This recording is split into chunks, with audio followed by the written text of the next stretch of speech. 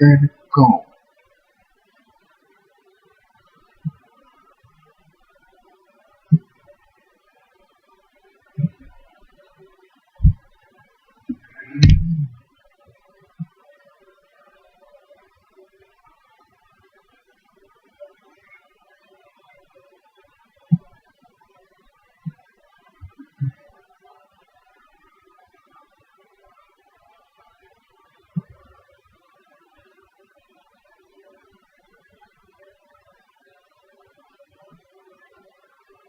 It's right here.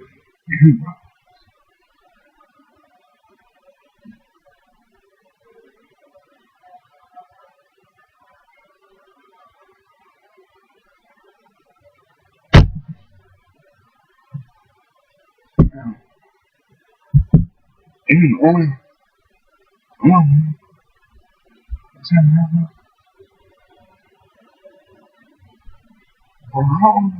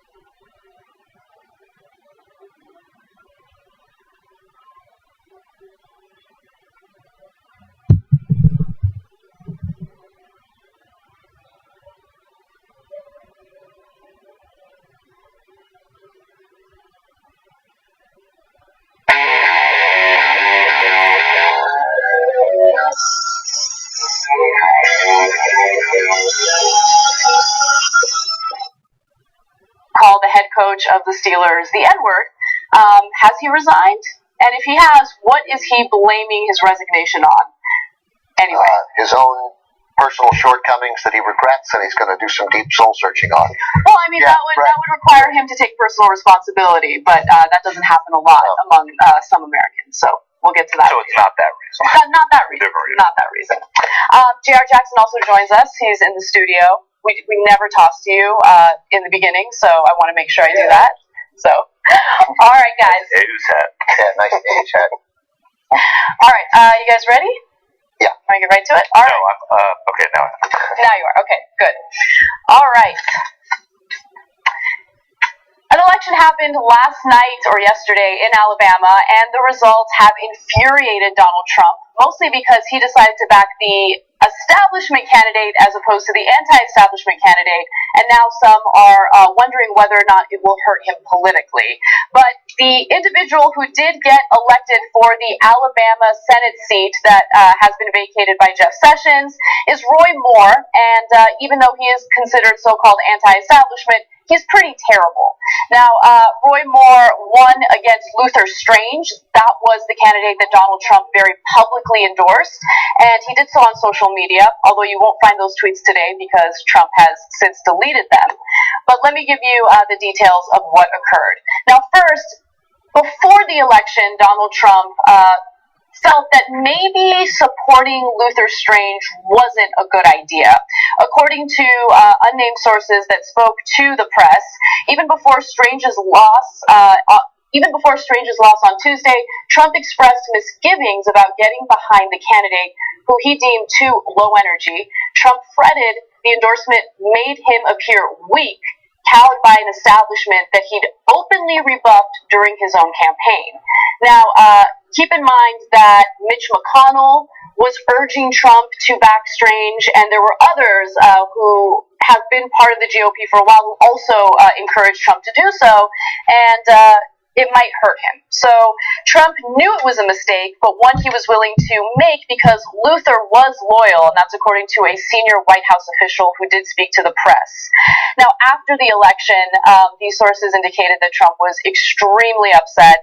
He went to bed embarrassed and pissed following the election loss. Trump, multiple sources said, was furious with McConnell, with whom he has openly feuded and feels outdone by his former aide, Bannon. Now, Bannon was very supportive of Roy Moore, and so there's a little bit of an issue there as well. Fingers are being pointed at Ward Baker, a McConnell strategist, and Nick Ayers, the vice president's chief of staff, both of whom were involved in pushing Trump to back Strange. So Trump did delete his tweets where he was endorsing Strange. We'll get to that in just a second, but I want to open it up to the panel. Oh, Michael, you're the political analyst for I-24. That's right. I'm the political analyst for I-24. I don't see anything sort of. Of course, he'd be mad that he backed the loser because that's Donald Trump. He backed Strange. This is more on Mitch McConnell than it is on Donald Trump. In terms of the mud in the face here, Donald Trump, when he was down in Huntsville for a rally last week, even said, maybe I made a mistake here when he saw the lack of enthusiasm for, he said it out loud on an open mic, but when he saw the lack of enthusiasm for Luther Strange, he also has no idea who either of these two people are. That's exactly right. And Luther Strange, this is what presidents do. Sometimes they do actually back people who they're not crazy about in primaries because that senator or that congressperson has been supportive of their agenda. But let's not. I think what no one is saying, which every GOP serious, if there are any left, every serious GOP operative and officer of the party, lack of a better term, and there are definitely better terms. Roy Moore is a lunatic whose association with the GOP hurts the GOP brand, and they were afraid of that. Luther Strange's greatest claim to fame, other than having as badass a name as any U.S. senator has ever had, was that he wasn't Roy Moore. So actually, his biggest claim to fame is that he will forever still be the tallest man to ever serve in the U.S. Senate. Yeah. Oh, wow. Yeah, he's like 6'8". He's now the tallest man in Congress, but he's this 6'9", the tallest man to ever serve in the Senate. Yeah, so it was all about preventing Roy Moore, and I imagine what happened with Trump was that he was convinced that Roy Moore was, a dangerous guy, which I know we'll be getting to, and a guy who will be easy to bludgeon the entire GOP brand with because of his outrageous attitudes and the nature of the game and the fact that they're going to inevitably embrace him. So Ward Baker and Nick Ayers and all these people, I don't think everyone told people other than guys like Steve Bannon that the horse to back was Luther Strange. We should do all we can to stop Roy Moore from winning the seat, and they failed. So now they're embracing Moore. And what Anna read too is really important in the dynamic of who Donald Trump is, which is the fact that Steve Bannon backed Roy Moore and Steve Bannon, who's no longer in his White House, won, is the thing that ticks him off the most. Yes, absolutely. It does tick him off the most. And the reason why I bring up the potential political ramifications for Trump backing the so-called loser candidate is because it goes further than him backing someone who lost. The way that it's playing out in the press, especially right-wing media, is that Donald Trump supported and endorsed the so-called establishment candidate against the outsider, which further, reinforces this narrative that's playing out in conservative media that Trump conned his voters and isn't actually an outsider. It's funny to hear that because you do hear from his base that seems to support him no matter what he does. However, people are now starting to turn on him because of the lack of legislative wins, and I put myself through conservative talk radio on a daily basis because I'm curious to see how the opinion toward Trump is changing. And, some of his biggest backers, including Mark Levin, are now saying, oh, he lied to us, he's making deals with the Democrats, he's actually pro-establishment, he's not looking out for us. And so for those who are already starting to draw that narrative, this is not going to look good. This is going to further feed, what they're starting to believe and what they're starting to. I hear you, and you look, we all hear different things, and that's interesting that you heard that on talk radio.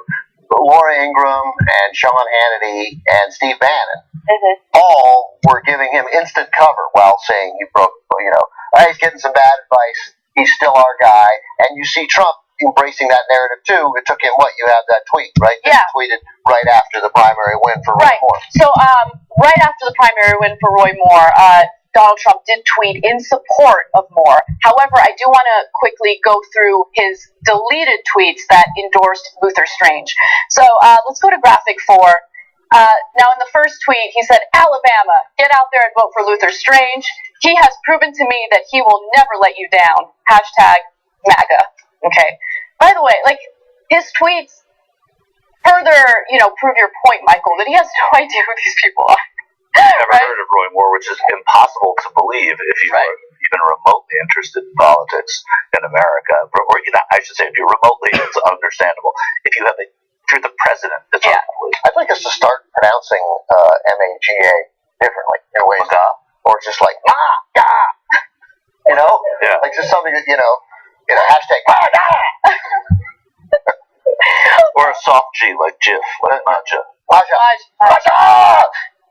Come on. That's basically okay, fine, I'll do it. Yeah. All right, let's look at another deleted tweet. He also said that Luther Strange has been shooting up in the Alabama polls since my endorsement. Finish the job. Vote for Big Luther. That's one of my favorite Trump tweets ever because one, no, he hasn't. Exactly. He's been on the decline. He's been on the pretty steady decline, and his endorsement came some time ago. So that's just flat out untrue. But it did contain the phrase "Big Luther," which I enjoyed enormously. Just that in a tweet, and it's true. He's big and he's Luther. Well, he's also. People think that this is one of Trump's nicknames, like Little Marco. Big Luther Strange has been called Big Luther his entire life throughout politics. Everywhere he goes, he had Big Luther up in his office, and so it's not a Trumpism. But of course, not only the great. So that tweet was wrong on the facts, as always. That no, actually, since your endorsement really made no difference, nobody cared. Yeah. Roy Moore is has a political force to some extent in Alabama, and was one of the most famous people. Yeah. In Alabama. He won 63 of 67 counties last night. Yeah, so now again, remember there are no Democrats voting here. And then it just says in December he'll win 63 of 67. But and then the other part, now finish the job, they didn't. So it's a great Trump tweet that's now gone. That's now deleted. And then the final deleted tweet says the following. Big election tomorrow in the great state of Alabama. Vote for Senator Luther Strange. Tough on crime and border. Will never let you down. Now, tough on border. Right. Okay. What? Okay. So that again has since been deleted. And then following the election results, Trump tweeted in support of Roy Moore and said the following: Spoke to Roy Moore of Alabama last night for the first time. Sounds like a really great guy who ran a fantastic race. He will help to Maya.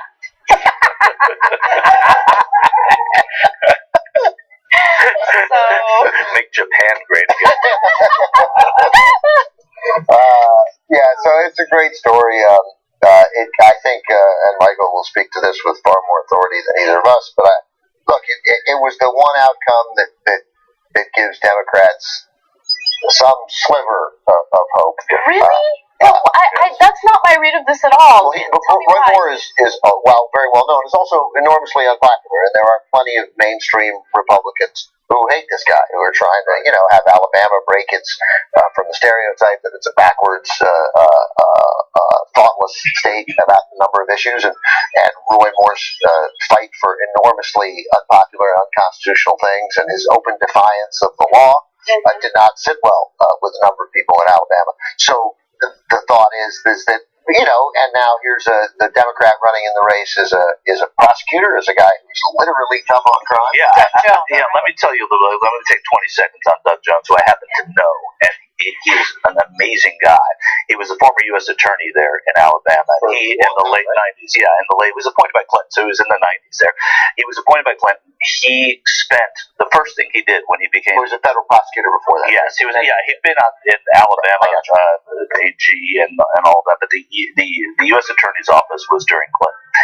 The first thing he did was reopen the case of the Birmingham church bombing from 1963, where 4 girls were killed in a church in Birmingham, and he brought to justice, prosecuted 35 years later, the perpetrators of that crime. He had not thought about seeking public office in this way because Alabama is Alabama. No matter how good you are at politics, if you're a Democrat, the odds are stacked against you.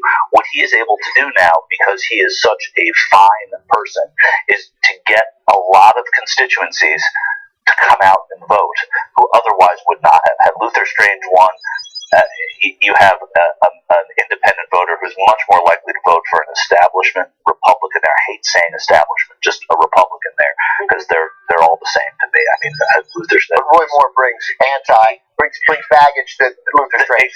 Exactly. That's exactly right. And so there are people that will come out to vote against Roy Moore that would not have come out to vote against Luther Strange. So I guess what I'm worried about is, if there are moderate Republicans in Alabama who are just patently against someone like Roy Moore, how did he get elected? And also, I'm concerned because I don't want to draw too many parallels between what's happening in Alabama to what happened during the general election.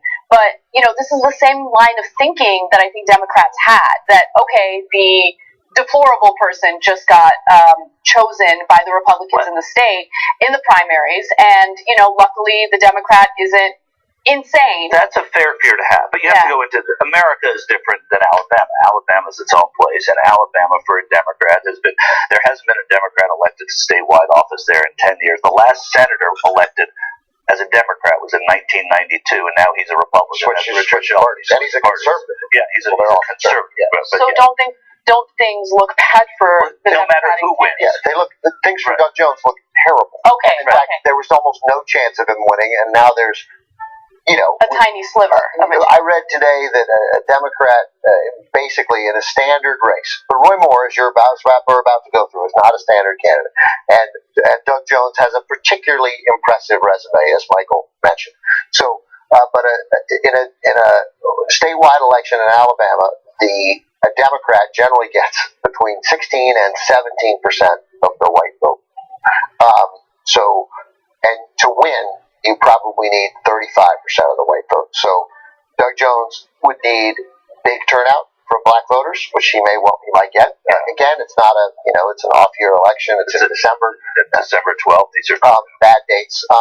My anniversary making it a great date, but otherwise a bad date. And so these are the bad dates, but so he would need significant black turnout, and he would need to double the white vote. And again, I would say that this was a pointless exercise.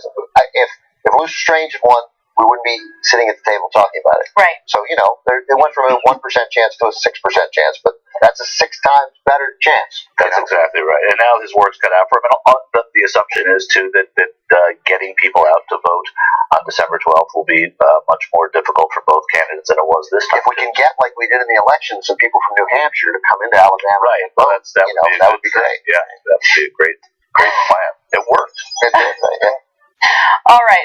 Well, let's move on to learning a little bit about who Roy Moore is. And we did talk about it a little bit, but I want to give you more details.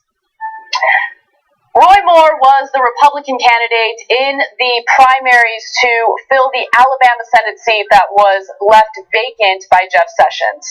Now, Roy Moore is described as the so-called outsider, the so-called anti-establishment candidate in Alabama. But for some reason, anti-establishment has now turned into the most questionable person who hates the most groups of people. So I'll give you an example. So here's a little bit of historical context for you. Roy Moore was suspended twice from the Alabama Supreme Court, once in 2003 for refusing to remove a statue of the Ten Commandments he installed from the Alabama Judicial Building, public land, and again in 2016 over his instruction to probate judges to ignore the U.S. Supreme Court's legalization of gay marriage. So again, suspended twice from the Alabama Supreme Court for his lawlessness, refusing to listen to the United States Supreme Court ruling in regard to same-sex marriage. He was also quoted recently as saying the following, to give you context of this discussion, he was arguing that there's too much division in the country and people need to work together. And then he said this: now we have blacks and whites fighting, reds and yellows fighting, Democrats and Republicans fighting, men and women fighting. It's yellows. Yeah, keeping it classy. Yeah. All right, so I mean, this guy, it wasn't from 1864, this right? was from this election cycle. A couple of weeks ago. Yeah, exactly. So now I want to go to a video from back in 2005 where he was discussing the gay community with Bill Press. Take a look. I think it's a yes or no. Do you think that homosexuality or homosexual conduct should be illegal today? That's a yes or no question. Homosexual conduct should be illegal. Should be illegal. Yes. That means that what two consenting adults do behind the privacy of their closed bedroom door should be illegal activity? It is immoral. It is defined by the law as detestable. It was against the law in most states until the Supreme Court in Lawrence v. Texas said that it wasn't. So homosexual conduct should be illegal as a musical theater fan. Right. What counts as homosexual conduct? What would happen to me? We know what he means, right? He means sodomy. I think he was pretty clear about Yeah. So, which is, by the way, really you want police officials to enforce that. You want them, knocking on people's doors to figure out whether or not they're having butt sex or oral sex. And that's how that's how Bowers versus Hardwick, right? Bowers v. Hardwick. I think that's how it was. That's the crux of that case. And if I'm mistaken, you guys will point it out. But I say this a lot because some neighbor called because two guys were together in their own apartment, and a neighbor called to complain, and the cops came into the house, and that cop, these cases fall apart if a cop won't do it. You didn't. Maybe this guy did, but you didn't probably join a police force to arrest consenting adults from engaging in behavior which hurts no one. And right. So, but that cop did it. So that filed charges, and it was illegal in Georgia, and that set us off on the case that ultimately I think banned it, and I think Lawrence overturned it. So that was also not in the 60s. That was in 2000. I think that was in 2000. Oh, that was Roy Moore, 2005, right? No, but I think Bowers Hardwick was in the 2000s. I think it was 86, but that's not, whatever it was. Anyway, yeah. So let's hear a little bit more from Roy Moore in regard to same-sex relations. Yeah, please. I want to know. We're not talking what your faith tells you, Roy Moore. We're talking about what this Constitution tells you. Sure. Show me where in the Constitution you would find any evidence at all for making homosexual conduct illegal. You look through that Constitution and you find nothing about morality. You find nothing about marriage between a man and a woman. It was based on. Let me finish. Morality is based on God. That's why you do not find it in the Constitution. Where do you think we get our morality? From some book of Hinduism or Islam? We get our morality from the Holy Bible upon which this nation was founded. There's nothing in the Constitution that authorizes that. The Constitution was based on the morality established in the Holy Scriptures. Weird. I mean, I don't get my morality from the Bible or from any other religion, and there are tons of people who don't get their morality from it. And by the way, we are not ruled by any particular religion. In fact, if you value the Constitution, no religion is supposed to dictate our lives. The throwaway line that he has in there that so many conservatives have in there is on which this nation was founded. They always say that.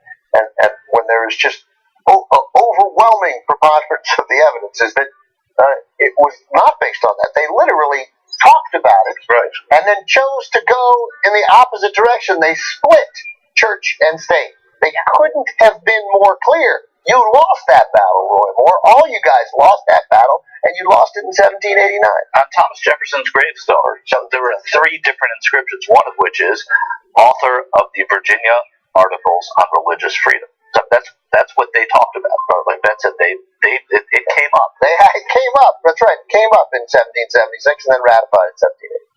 So let's go to one final video where Moore does what some extreme conservatives do. He decides to compare homosexuality to something else. Just because it's done behind closed doors, it can still be prohibited by state law. Do you know that bestiality, the relationship between man and beast, is prohibited in every state? Do you know that? Did I ask you about having sex with a cow? No, you didn't. But it's the Or a same dog? thing. No, it's not the same. You mean homosexuality is the same thing as bestiality? It is a moral precept on which this country was founded. So, obviously, comparing, two consenting adults engaged in a same-sex relationship to bestiality is ridiculous, and we've gone over that a billion times. Anyone who disagrees is just crazy. But look, right? he ends up making the conversation about the fact that we can, and they're so clever. I mean, he's not He's not that, clever. yeah. No, but I mean, in turning the conversation around, is that he suggests the conversation is really about, well, you said it's behind closed doors. We prevent lots of things behind closed doors. And he's right. We prevent bestiality. We also prevent murder behind closed doors. He's actually wrong. He's actually wrong about kidnapping, Okay, yes, kidnapping and stuff, you're right. But when it comes to bestiality, he's completely wrong about that. We have it outlawed in every state. To give you specific examples, and this is according to a Washington Post, an Associated Press piece that was written just a couple days ago. Washington, D.C., Hawaii, Kentucky, New Mexico, West Virginia, and Wyoming have not outlawed bestiality. But, I'm just saying that to prove a point about how he's, in 2005, by the way, completely talking out of his ass, right? And comparing something like, gay relationships, the LGBT community, to people who have sex with animals. And let's remember what that is. I mean, that is a way to dehumanize gay people. Right. It's not just a preposterous argument. It's a suggestion that by their very nature, the essence of who they are, gay people are not like us, and they're not worthy of the same rights as us. It is as bad as it gets. It is no worse than using the N-word. It is exactly the same kind of thing. It is reducing the person whose behavior you object to, in this case, literally like that of an animal. So you're absolutely right, and it's literally destroyed the lives of countless individuals who identified as gay or part of the LGBT community. During a post-game show recently, I shared the story of Oliver Sipple. I'm guessing you know who he is, Michael. Do Tell you? me more. So Oliver Sipple was a Marine. He was, a celebrated Marine who was gay. But, he was celebrated when people didn't know he was gay. And he was the person responsible for saving Gerald Ford's life from an attempted assassination. And so he was great friends with Harvey Milk. This is back in 1975. And, the woman who shot at Ford missed the first time and then attempted to shoot him again, or shoot at him again. Happened twice. This was the Sarah Jane Moore? Yes, this is the Sarah Jane Moore assassination attempt. And Oliver Sipple prevented her from firing that second shot. And so all of a sudden he's in the headlines. Everyone wants to know who he is. This is amazing. He saved the president's life. And he happened to be very close friends with Harvey Milk. And Harvey Milk was a proponent of, pressuring gay individuals to come out, to kind of normalize the gay community and let people know, like, they're not the pedophiles that you make them out to be. They're not these terrible people. They're great people. Could be your son, could be your daughter. And Harvey Milk essentially outed him. And Oliver Sipple's life was completely destroyed as a result of that. Didn't matter that he saved the president's life. Didn't matter that he was a celebrated Marine and he fought in Vietnam. None of that mattered, right? These stereotypes about the gay community were, so prevalent and very well believed by people that individuals, literally ruined his life. His parents disowned him. His father prevented him from going to his own mother's funeral. He died at the age of 47, alone in an apartment building with a bottle of Jack Daniels. No one even knew he was dead for 10 days. And so, look, the reason why I'm sharing that story is because the kind of rhetoric that you hear from despicable people like Roy Moore have ruined the lives of countless Americans, many of which were heroes, many of which have done incredible things for this country, and it's just a sad day when someone like that can be supported by people, you know? Yeah, no, it's true. And then also inevitably going to be welcomed by what we think of as sort of normal Republicans in Congress that will be his Senate colleagues should he win. And that's almost more upsetting because the people that are in places of responsibility to call him out for who he is have a responsibility to do that, and they don't generally do that. It would be interesting to see if somebody, when Roy Moore shows up at the Senate, man, I hope it's Doug Jones that does, but if Roy Moore were to happen to win that race, walks into the Senate and a bunch of his Republican colleagues said, you're too, I can't deal with your type of rhetoric. So we spend we spend a lot of time.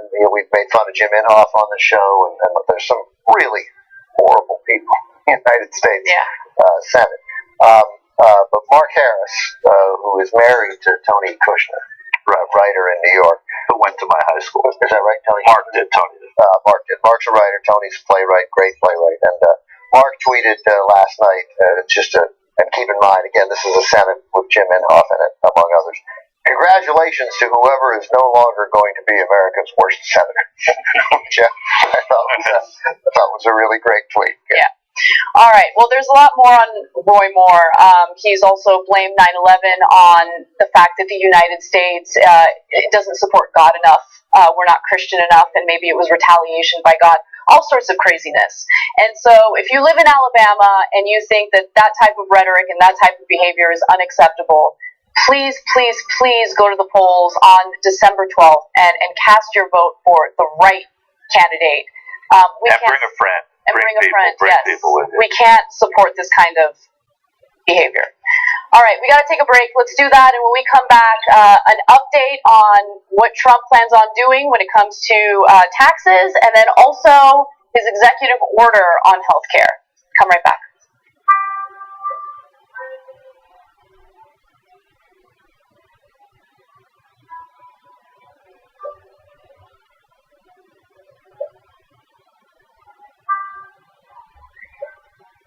I got a bunch of things to go through. No Republican would have ever voted for Bernie. You would have done worse than Hillary Clinton.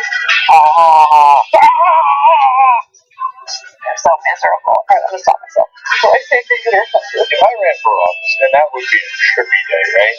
I'd break even more rules than Trump. If I had all the money in the world, I would do it. We have a great show for you. Steve's answer is C. Dave's is A, and the correct answer is, of course, B. You guys are the worst. Here's the story, and it's not funny. Seems just comically unfair and ridiculous. The Democratic Party just sucks right now. It just sucks because no one cares for it. Right.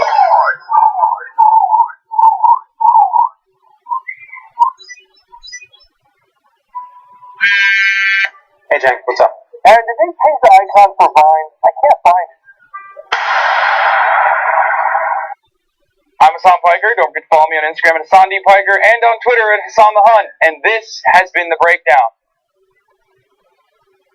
Was that good, guys? Okay. Not enough hashtag use. Hashtag abs, hashtag model, hashtag woke bay. Hashtag one black friend. I'm thinking more rings. I got them here. They need more accessories. Way more accessories. I don't know where to put them. Come on, throw these on. Woke bay, not sleep bay. More sexy, too. When's the last time you posted on Instagram? Too long. Come on, man. No, you need to post at least once an hour. What's the outfit of the day today? Is this what you're calling it? No. We need more accessories. We need... This doesn't have anything to do... It doesn't... For your gay audience, man. Yeah, the gays love you, man. Okay.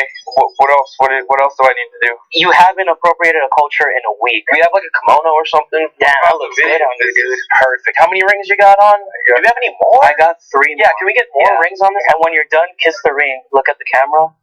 Kiss the ring. Maybe like a little wink. Islam's role in terrorism and all the Huffington Post articles weren't doing well. How was it? How many likes did our last outfit of the day picture have? Only like 100,000. So I think that's where your focus needs to be. I hear you on all the blah blah blah social issues. We need to focus on followers. Kids in Yemen. We don't care if you sleep at night. Dab, dab. Okay, dab. There you go. More. Talk about yourself more. I'm Hassan Piker. Don't forget to follow me on Instagram. Yeah, be more into it. Instagram. It's important for me, Americans losing access to healthcare coverage. I hear you. Attack Tommy more. I've done it so many. She shoots out of her living room now. It's like punching down now. We're okay with that. How's the brand? We made you. We got you verified. You're nothing Come without on. us. So I don't know what else I need to do here. Just take off that shirt. That's exactly why Tommy Lauren is stupid. I hate you. I'm Son Piker. Follow me on Instagram. Hashtag Wolfbay. Hashtag Wolfbay. Please follow me. Please.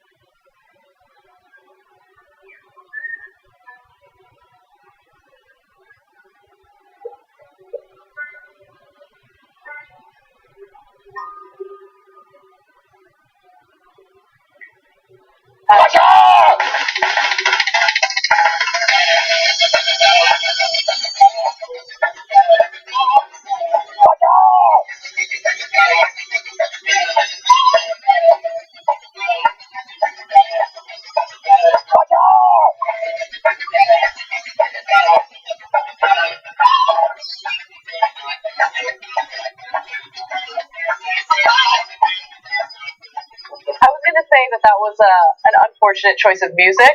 I'm not really into that genre, but I like the quick turnaround and the incorporation of Maja. Yeah. Hashtag bag. Like Bonds. Hashtag bag. Hey. I think I like that one the most.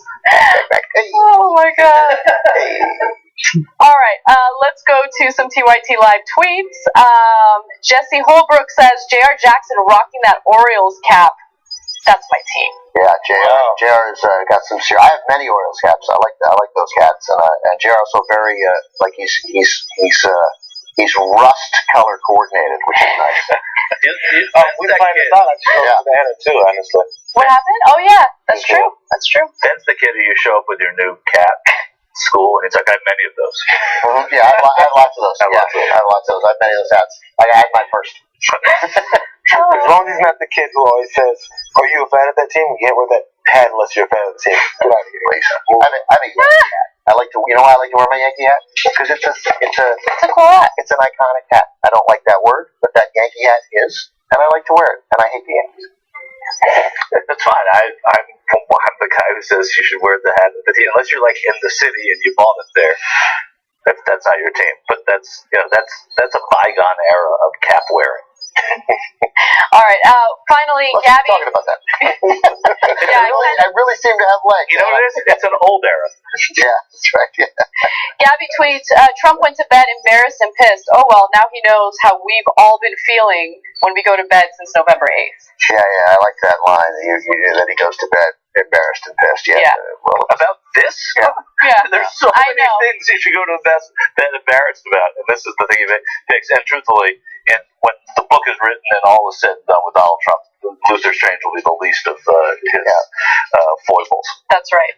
All right, let's go to Trump's tax plan.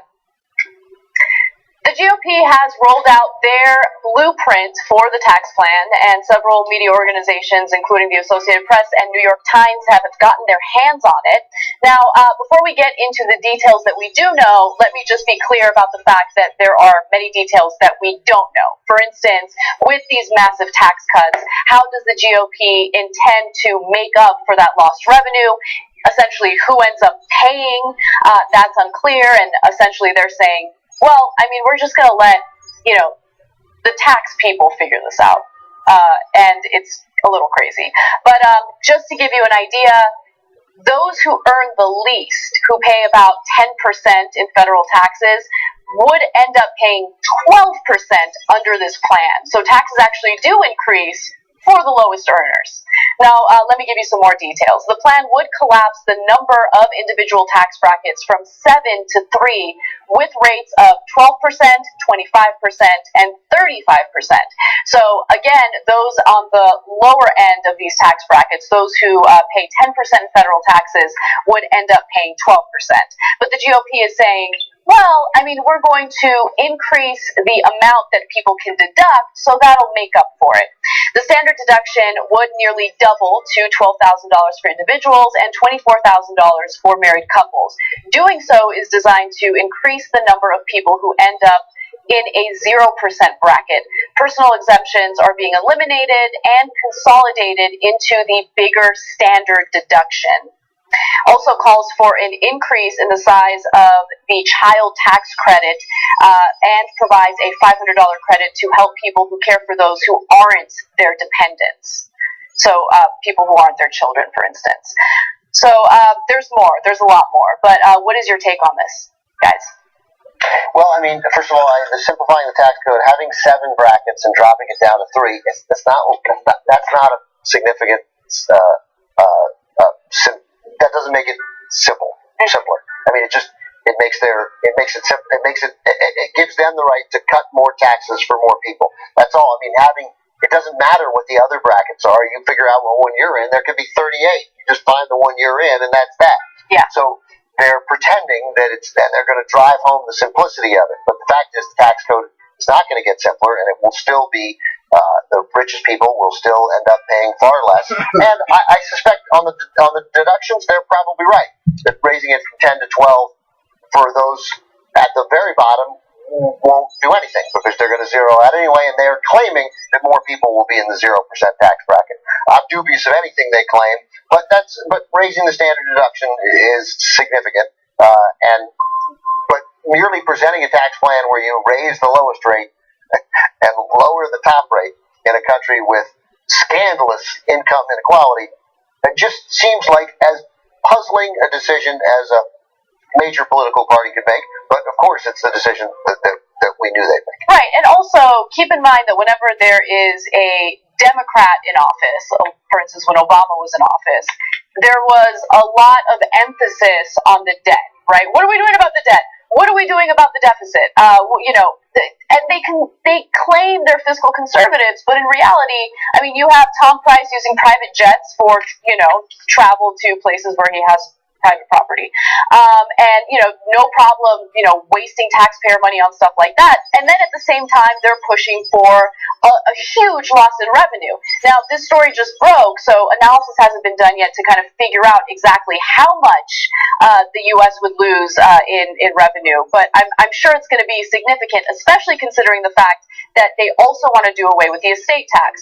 They're so non-specific, Anna, about what they want to do to cover those losses. They're not going to be taking in as much money. So how are they going to pay for things like Social Security? That's right. I have no idea. Right. Exactly. So immediately I think, done. I don't want to see it. So the estate tax and the alternative minimum would be repealed. So they want to do away with the estate tax. Of course, that would lead to a huge loss in revenue for the government. Also, they want to lower the corporate tax rate from 35% to 20%. Now, look, I would actually be maybe okay with that, or I would at least be a little more receptive to that if they actually do away with the loopholes that these corporations have been using. So in some cases, some of the largest, most profitable corporations don't pay anything in federal taxes. In fact, in some cases, they even get tax rebates. That's right. But if you want to look at, on average, the tax rate, the effective tax rate for these corporations, it's about 18.7%.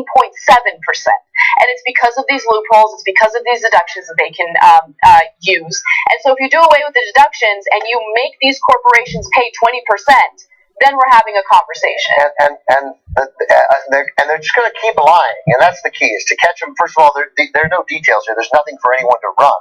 because they keep saying, well, we're going to eliminate many of the personal deductions that affluent families use. Well, which ones? Right? And so we have no idea how it's going to score. But we know that they'll lie again and again and again and obfuscate the truth. Because, for example, they'll keep saying that American corporations can't compete in the global marketplace. And but our economy is, at least on the corporate level, is thriving. I mean, it is the deceit in that is evident in what we see every day in the stock market. It couldn't be doing better. So they could obviously stand to pay more and more of their fair share. But yes, I agree with you. This prevents companies from paying zero. But it won't. Of course it won't. It's ridiculous for us to even suppose that it might. There's zero chance of that happening. Right, and just to be clear about one other component of what we're talking about, the argument is that if we just lower the corporate tax rate, then these corporations will develop new jobs, and that will help the middle class. It's part of this whole notion of trickle down economics. Never works. But it does not work, and we have so many case studies to prove that. Back in January, The Intercept did a really great job profiling several big corporations, Cisco, GE. What do they do with the tax breaks? What do they do with that extra money? And in calls with their investors, in legal filings, it shows over and over again that all they do is they use that money to consolidate, acquisitions. And then what happens after acquisitions? They lay a bunch of people off. So people actually lose their jobs as a result of these tax cuts.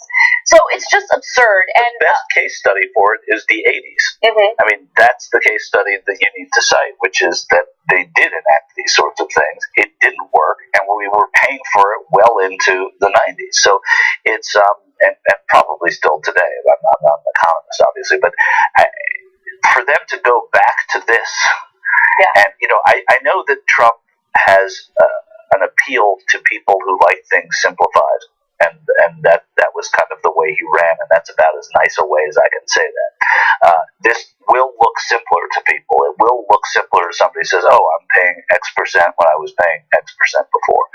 But like so much else that has come thus far from this administration, mostly due to executive orders because you can't get a damn thing passed, if it looks good on paper, there's something hiding behind it, and there's definitely something hiding here. Here's the deal. Your taxes are complicated. They're complicated because we run the country with the money you pay. And even if your tax rate is 25%, it's going to be 12% for some of the money you made, and then 25% when you reach a certain level, because that's always how it is.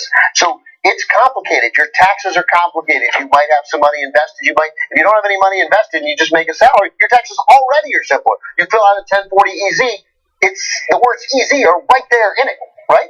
So your taxes are complicated because running the United States of America, the greatest country in the world without question, is hard. It's difficult, and we need to raise billions of dollars to make the country go. You don't have to do it. Your accountant does it. Or you fill out that simple form. Your life's not going to be made better because instead of 7 tax brackets, instead of 39.6, 35, 31.6, 28.6, 24, 17, and 12, and 10, there's now 35, 25, and 12. It makes no difference to you. You're still only going to, one number will only apply to you. Well, it does make a difference to you, but it's not in, the complication or the simplicity of your taxes. It makes a difference when it comes to the tuition that your kids pay for college, because publicly funded colleges receive their money, for the most part, from the federal government, has an impact on the infrastructure in your state. The federal government funds partially infrastructure projects. I mean, all of these things that people like to enjoy, right, are going to be sacrificed in order to give the wealthiest Americans a huge tax cut, in order to give these corporations a huge tax cut. And it's all being done with this ridiculous idea that these corporations are going to maybe trickle down some of that wealth for you, maybe create some jobs. But again, case study after case study proves that is not the case. Can I read one quote that just got me? So this is from Talking Points memo, but corporations see their top tax rate cut from 35 to 20 for a period of 5 years. Companies could reduce further how much they pay by immediately expensing their investment in capital goods. Okay. So then the next paragraph. New benefits will be given to firms in which the profits double as the owner's personal income. All right. They would pay at a 25% rate, down from 39.6%. This creates a possible loophole for rich investors, lawyers, doctors, and others, but administration officials say they will design measures to prevent any abuses. But they don't talk about what those measures might be, right? And also, I'm telling you, they won't. Paul Ryan won't. They won't. They don't. They're not concerned about that. And the notion that those sentences still exist. Next line. Administration says the tax plan is focused on helping middle-class families, but despite 6 months of talks with congressional leaders, the outline still lacks vital details about how middle-class families would fare. Poorly. I'm certain of it, because that's what they don't care. They've been. You think the Koch brothers? Does anyone think the Koch brothers are like, man, we got to get middle-class families a tax? David? One of them's named David, right? The other one's Myron? No, Charles. Right. So David says to Myron, we got to help, and we got to get the middle-class tax families down. Charles. Myron, where's Myron? Oh It's my not. God. That conversation isn't happening with That's Myron or Charles or David Koch. That's right. Now, by the way, just real quick, when it comes to deductions, they're not really clear about which deductions or loopholes they'll do away with in order to make up for the loss of revenue, because they don't plan on doing away with deductions. But there was one deduction that I was really concerned about, because it's the only deduction that really does help middle-class families, and that's the mortgage interest rate deduction, right? And luckily, based on this blueprint, they won't touch that. You know, every time this tax debate comes up, and Republicans say, no, we want to do away with some of these deductions, the first deduction they talk about is the interest rate, mortgage interest rate deduction, but they say they won't touch that. That's obviously super helpful to people, but of course, that's something we decided on years ago. I mean, if we were really going to overhaul our tax plan, our tax code, which we could do, but I got news for you. If logical people decide it, then the rich are going to pay more. Then we might do away with the mortgage deduction as part of a massive overhaul that actually helps the middle class. But we've had now generation after generation of generation get used to that mortgage deduction and count on it. So now it seems like it's something vital that we'd be taking away. So it's probably here to stay. It's an incentive for home buying, and it's also an incentive for people who are in the businesses that they're trying to protect. That's right. So that's an important thing. Of course, a couple political things to remember. None of this can happen until there's a budget passed, and until some of the most extreme right-wing conservative members of the House hear what's in this. They're not going to vote on it. They won't approve a budget until they know exactly what's in this, because they want this to be even more harsh than it is on paper now. Because they want the government to run out of money. They want us to not have enough money. That's their desire, is to have the government be so short of cash that eventually they have to privatize all these services the government provides, because that's the country that they want to live in. To some extent, I admire them because they're the few who are honest about that. Right. I mean, there are a number of them. Mark Meadows, there are a number of them who are that frank about it. I totally disagree with it. I think it's heartless, foolish, and un-American, and certainly not Christian, which I am not, but they claim to be. And what they do say it. And it wouldn't work. That's the other part of it. It wouldn't work. And also the other politically interesting story is that the only person who's happier than but the person who's happiest about this is Mitch McConnell, because it's now over in the House, and he gets to step away from what has been a horrible, horrible run for him, and now it begins what I imagine will be a bad run for Paul Ryan. It'll be interesting to see photos finally of a happy, joyful Mitch McConnell. Right, of course. He'll look like this, as opposed to this. I think you can see that. That's right. He and Elaine will go to the Poconos together. All right, we got to take one more break. Come right back.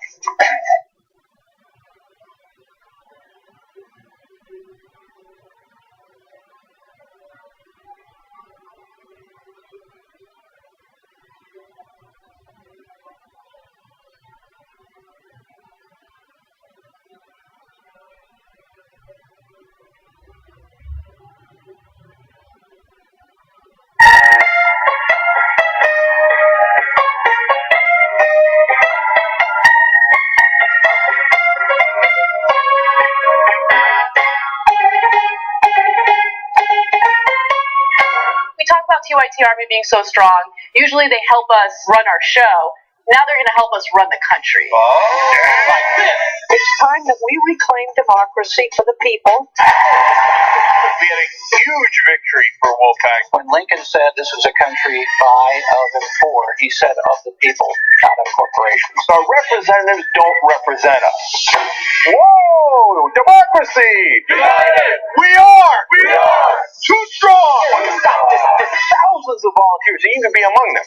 With Wolfpack, the mission is so clear. Money is killing our democracy. 96% of Americans want it. When you get the power back, oh, that feels good. This is just the beginning. Go get them, man. Up and at them. Knock, knock. We're coming for them! Wolf-pack.com.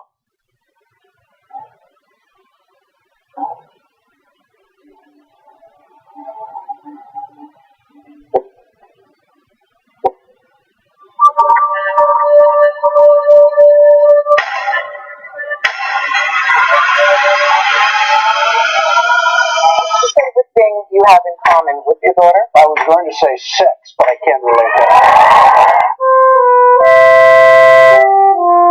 You said I had small hands. They're not small. I never heard that one before. TYT is unique in a lot of ways. I'm gonna ask some uncomfortable questions. I feel like I missed out. So what is going on? If I don't eat, my head's going to explode. As I take my shirt off, just goes, is that your body? Now we move to inappropriate story number 2. I just never felt guilty about masturbation. It's amazing. I could take partial credit for opening up your sexuality. I was a kid in the pool with a shirt on. Let's just call it what it is. I was that kid. Well, you deal with the bitch side of it, right? But you're my boss, so that's what happens. I think we're more like it. They do see it from a frame of the rich and the powerful, and they don't realize it. The last time that happened, we elected Abraham Lincoln. I don't know, wouldn't it be wonderful if we unfucked the world? You and I are a disaster. Don't stereotype all cops, don't stereotype all any blowing up like Dave Kohler on Twitter. That's pretty good progress. I didn't know you could leave positive comments. It's a very TYT thing. Show you a whole bunch of depressing stuff. So that at the end I can give you points. Winning is, in terms of change, and positive change, is not just possible, it's inevitable. Great time to be alive. Let's burn this mother down. That's what you're saying? Fuck it, let's go do it. That's why I thank you guys for being members. Because together, we got their attention. Thanks for tuning in, and as always, stay strong.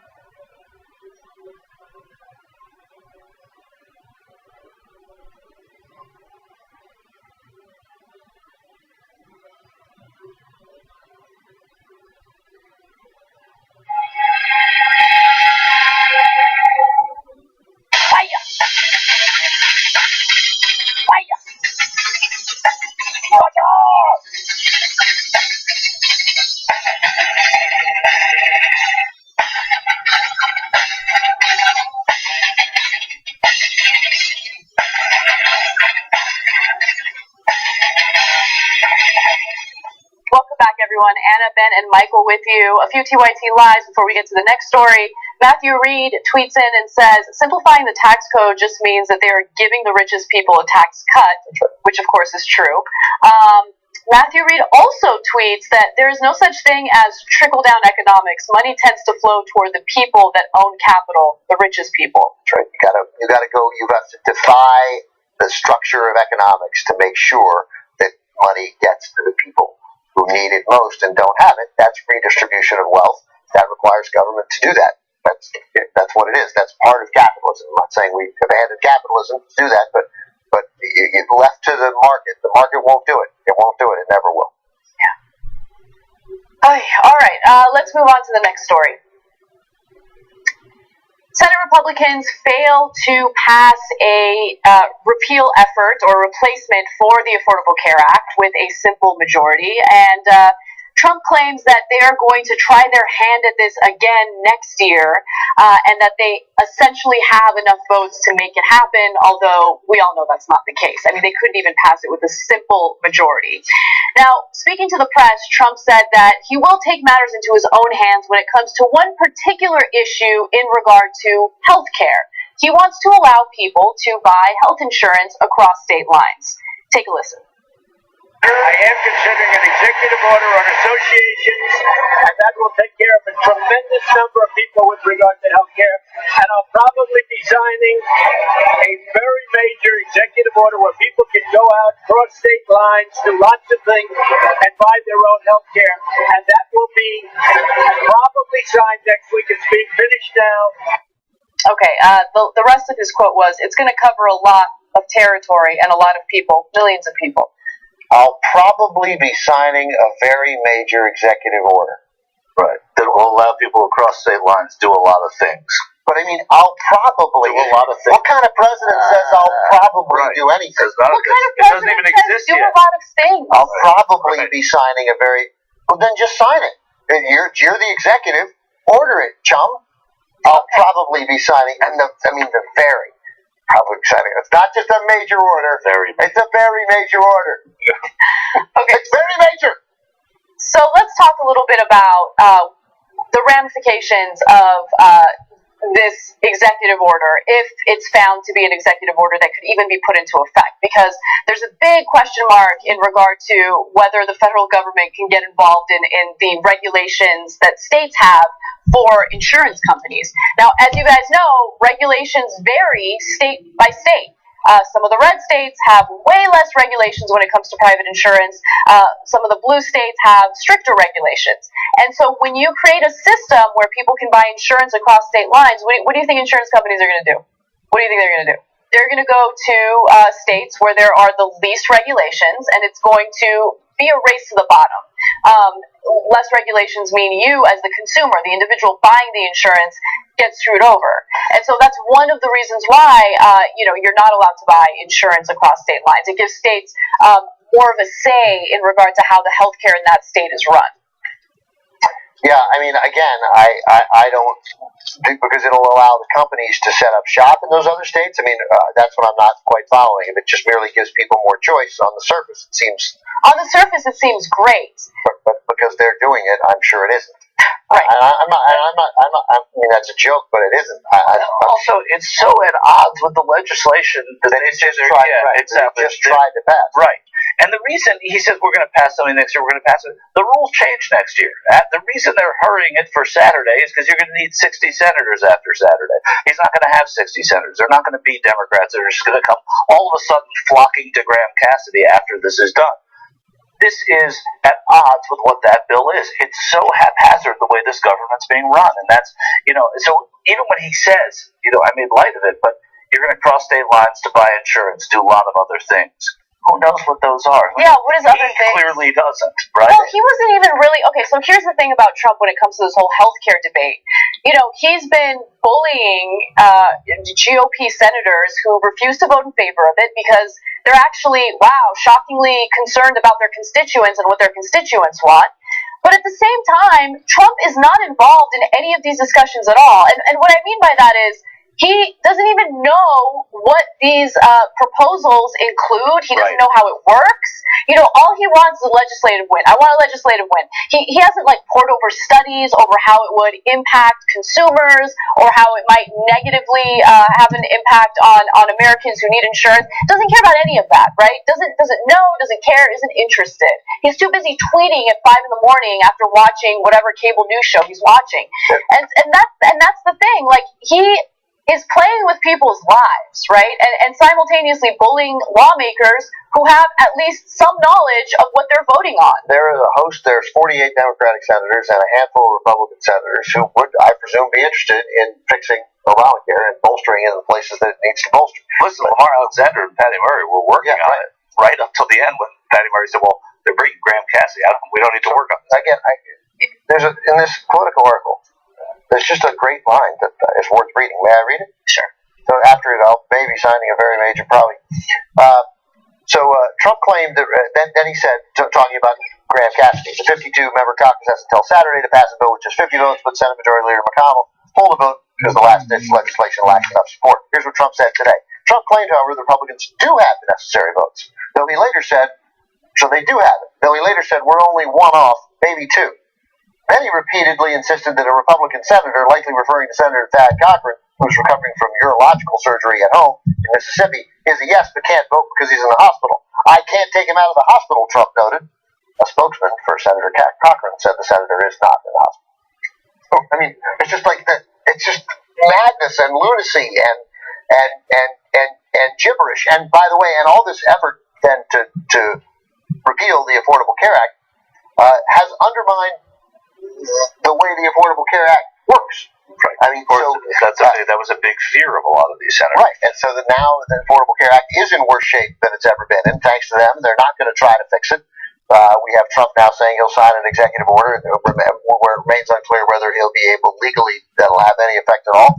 And the odds that an executive order fixes what's wrong with Obamacare and helps people get more affordable insurance strikes me as inconceivable that he would be signing that order. And just to be clear, they have absolutely no intention of helping to improve Obamacare because they don't think that that's a good idea politically. This is all about politics because Trump, first of all, wants to undo anything that Obama has done, even if it's a good policy.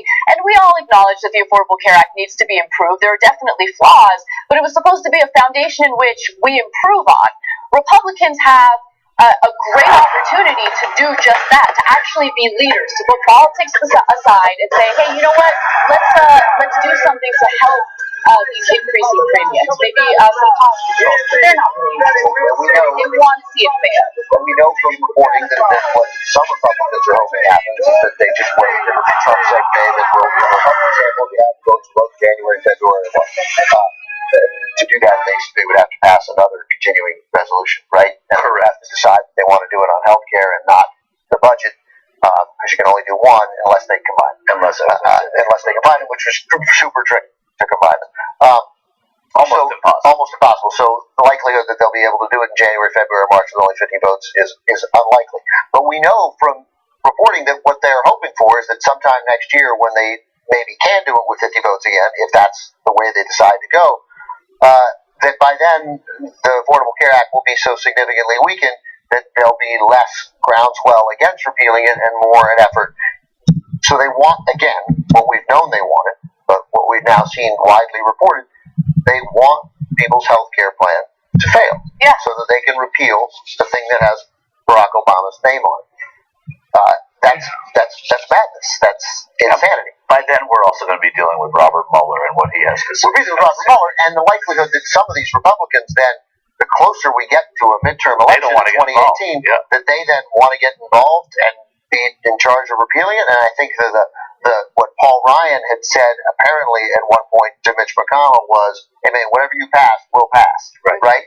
So that they don't, they could get it done in the deadline. Well, then you're going to be looking at some unquestionably vulnerable members of the House, and I suspect as we get into March, April, and May, they're going to be like, I really don't want to repeal people's health care. This is not an election year issue. They never want to do this in election. But their plan continues to be to weaken Obamacare. And his plan is to continue doing what you said, which is bullying these senators and bullying these Congress. Today, just very quickly, he was in Indiana selling his tax reforms. He flew with Senator Joe Donnelly, a Democrat from Indiana, on Air Force One to Indiana, did his rally. In the middle of the rally, looked at Joe Donnelly and said, "We're going to work as hard. If you don't vote for this, we're going to work so hard to make sure you're not elected here." After he flew him out there, right? Well, on the one hand, he's a Republican president. He's not going to work hard to get Joe Donnelly elected, a Democrat in Indiana. But it's just this threatening and this bullying is unbelievable. Yeah, that's what he loves to do. So if you're a Democrat, I got it. Don't get on the plane. Yeah, that's true. All right. Speaking of Trump bullying people, let's move on to this issue involving Tom Price. All right. Health and Human Services Secretary Tom Price has landed in hot water over ethical questions involving his use of private jets paid for by American taxpayers to travel to various locations where he owns private property, knows people that he has personal relationships with, but also goes to for official business. So he's mixing personal reasons and business reasons for his travel, and there are people who are criticizing him because it has cost U.S. taxpayers quite a bit of money. He could have used commercial planes, he could have used trains, he could have used all sorts of means of transportation that would have been considerably less, but instead he decided to spend $300,000 in taxpayer money in order to use these private jets to travel to various locations. Now, Donald Trump was asked his opinion about this. What do you think about Tom Price using these private jets? Do you think you might fire him? Well, here's what he had to say. Tom Price spent a lot of money on that charter plane. Is that cool? I was looking into it, and I will look into it, and I will tell you personally, I'm not happy about it. I am not happy. Is there anything to do about it, Mr. President? I'm going to look at it. I am not happy about it, and I let him know it. He's not happy about it, and possibly firing him is on the table. So right now, the media is kind of freaking out, like, oh, Trump might fire Tom Price over this private jet issue. I see it as a different situation. I see his, his possibility of firing him related to something completely different. But what do you guys think? Well, I think that Tom Price has been a letdown, that he hasn't been able to influence. Trump brought in a lot of these former congressional and current congressional who left the House members of Congress to come in to be part of his administration so as to be a bridge to Congress, and everything that this White House has tried to do, everything they've tried to do has failed in Congress. That's right. So I think he's pissed at his vice president. I think he's pissed at Tom Price. I think he's pissed at Mick Mulvaney. I think there are others as well. And I do think that this is the kind of thing that if he thinks that he can look better by getting rid of Tom Price, he will waste no time getting rid of Tom Price. So, but I don't think it's just about the planes. I don't think. Right. I think the planes might be used as a scapegoat. But this is the swamp thing. But it's also Tom Price is a terrible guy. He was a terrible guy before he got on private jets. This is as it is at the Department of the Interior, as it is with the Department of Education. He has named people to these posts who don't believe in the organization they're running. Tom Price is not interested in this stuff. Tom Price is another one who wants to squeeze the life out of government, right? If you told that Tom Price that, hey, we're thinking of getting rid of the Health and Human Services Department, I don't know. To your quote, I suspect Tom Price, but great, yeah, terrific, good idea. Yeah, look, Tom Price, in my opinion, is the perfect symbol of what he claims he hates about government. Right, mismanagement of money, wasteful behavior, wasteful spending. I mean, Tom Price said it to Congress. Yeah, he said it about Hillary Clinton flying in government planes when she was she Secretary of State at that point? I think so. And he got upset about that. And she was a Secretary of State. Yeah. Like, we know they travel all the time. So this guy was flying to his house in St. Simon's Island. Don't just take our word for it. To have lunch with his son.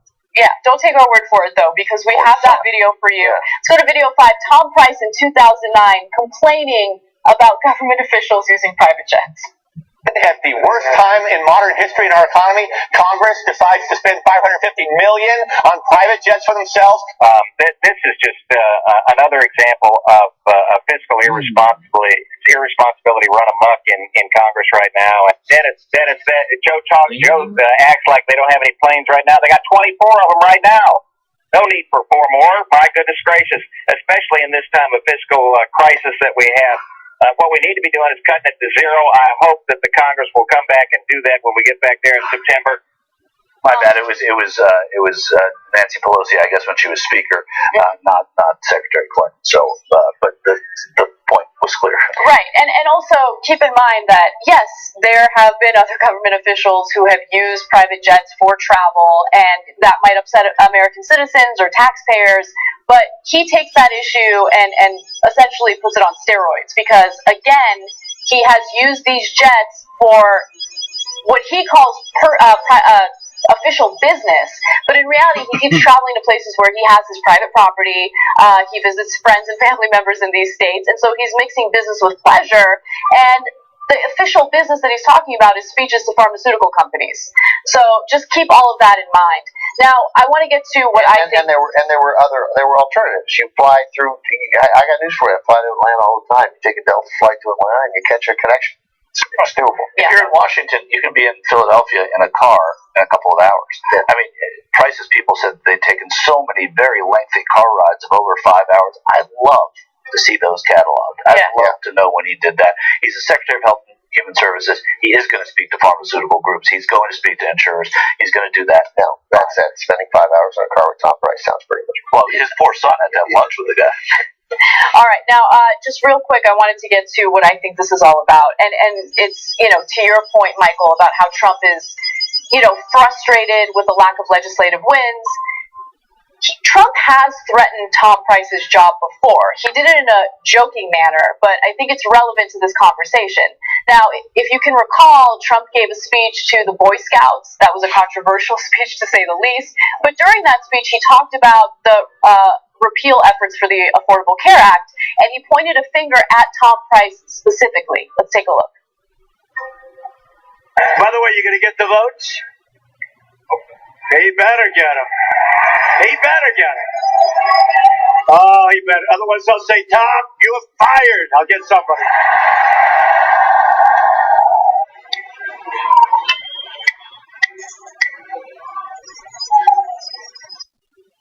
Foreshadowing? I don't know. Maybe. Hilarious. Yeah, that guy, funny guy. He's very funny. Great sense. Rick Perry thinks he's funny. He was laughing in the background there hysterically. He thought it was the best thing he'd ever heard. I don't know why I don't hate Rick Perry as much as I hate everybody else. It's because I hate him. But maybe it's because he's just really dumb. Yeah. And you know that, unlike Rick Perry, if he were here at the Turks and we all went out afterwards, I know he'd buy all of it. He'd be like, I got this. I got the next round too. Come on. I'm not sure he should be a cabinet secretary. I just think he'd buy everybody a drink. I don't know that he would. I'd rather have a root canal than go out and have drinks with Rick Perry. That's a painful root canal. That's an interesting conversation. Yeah. Yeah. You know the music. Well, I'll bring on. I have another question. The next time we play that headbanging music, right? Would you rather have a root canal or go to a club playing that music for 2.5 hours? Go to the club. Oh, really? Playing that music. I don't know. I could take something that'll make me enjoy that music. If you have a root canal, you take something to make the pain go from the root canal to. That's true. I guess they're both the same. Root canals are better now than they used to be. They are? Yeah. Yeah, they've improved. They've better. And that music is no better than ever. That music is not as unimproved when its first moment. All right, guys, that does it for hour one. Thank you to Michael Short for joining us. Grace Baldridge will be in to lead hour two, so you don't want to miss it. And tweet to us using the hashtag TYT Live. We'll see you soon.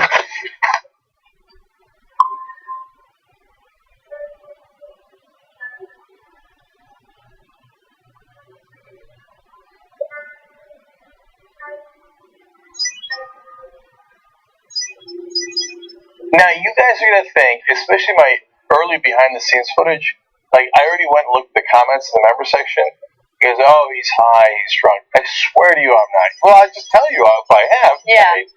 And so I get goofy in the behind-the-scenes stuff. What's the need for the butter on this pretzel? This is already super fattening it up.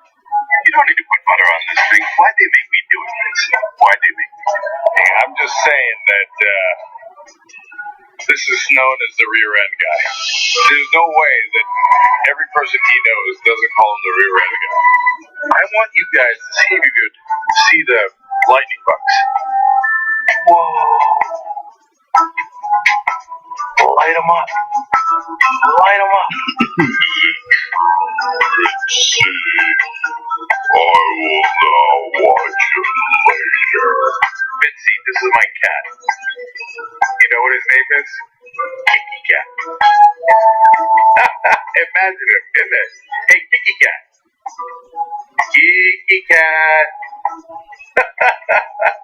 All right, this is Kiki Cat signing out.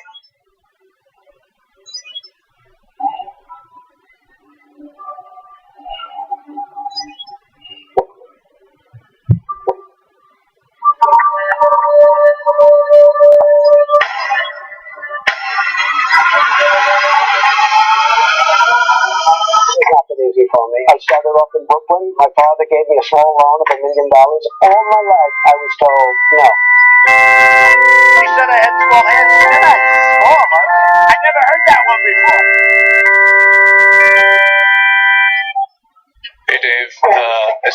Skype froze. Froze to crash. You know, I'm watching a documentary on the Vietnam War, and there was a TV journalist in the middle of some tiny little village in Vietnam doing a live TV as the soldiers were burning the Vietnamese huts, and it didn't crash. And that was 1965, and he was in Vietnam.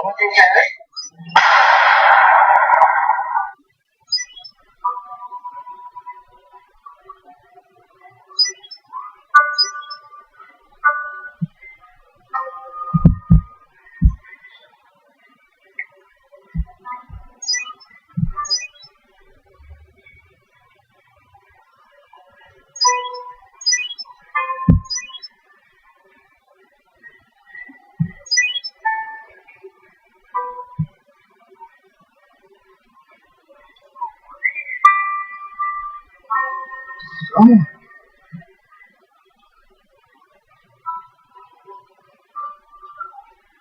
When I went to the shelter one day to visit Casper before I brought him home, there was this couple that came in. I'll never forget them because I think they're the worst kinds of people. They came in, they went.